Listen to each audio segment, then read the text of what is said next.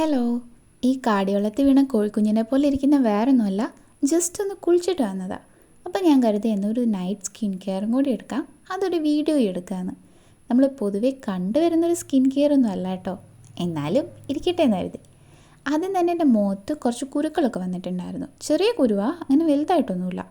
അതുകൊണ്ട് തന്നെ ഈ ക്ലിയർ ജെല്ല് തേക്കുമ്പോൾ തന്നെ ഒരു 2-3 ദിവസം കഴിയുമ്പോഴത്തേക്കും അതങ്ങ് മാറിക്കിട്ടും. ഇത് ഞാൻ മിക്കവാറും ദിവസം ഉപയോഗിക്കും കേട്ടോ. ഈ കുരു വരുന്ന സമയത്ത് ജസ്റ്റ് ഇത് തേക്കുവാണെങ്കിൽ ഒരു 2 ദിവസം കഴിയുമ്പം അതങ്ങ് പൊക്കോളും. അത് കഴിഞ്ഞിട്ട് ഒരു വാൾനട്ട് ഓയിലാണ് ഞാൻ തേക്കുന്നത്.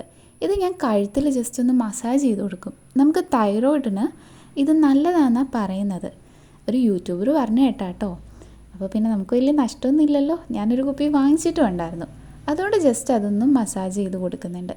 പിന്നെ അതേ ഓയിൽ തന്നെ ഞാൻ ലിപ് ബാം പോലെ ഇടുന്നുണ്ട്. ഞാൻ വീട്ടിലിരിക്കുന്ന സമയത്ത് മിക്കവാറും നെയ്യോ എണ്ണയോ അങ്ങനെ എന്തെങ്കിലുമൊക്കെ ആയിരിക്കും കേട്ടോ ചുണ്ടയിൽ ഇങ്ങനെ ഡ്രൈ ആവാതിരിക്കാൻ വേണ്ടി തേക്കുന്നത്.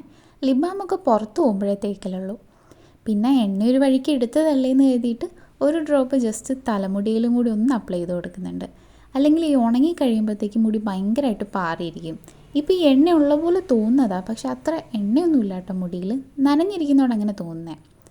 എന്നാൽ പിന്നെ ഇത്രയും ചെയ്തതല്ലേ, കണ്ണും കൂടി എഴുതാമെന്ന് കരുതി. എനിക്കിപ്പോൾ എന്താണെന്നറിയത്തില്ല, കണ്ണെഴുതാൻ വേണ്ടിയിട്ട് ഭയങ്കര ഇഷ്ടമാണ് കേട്ടോ.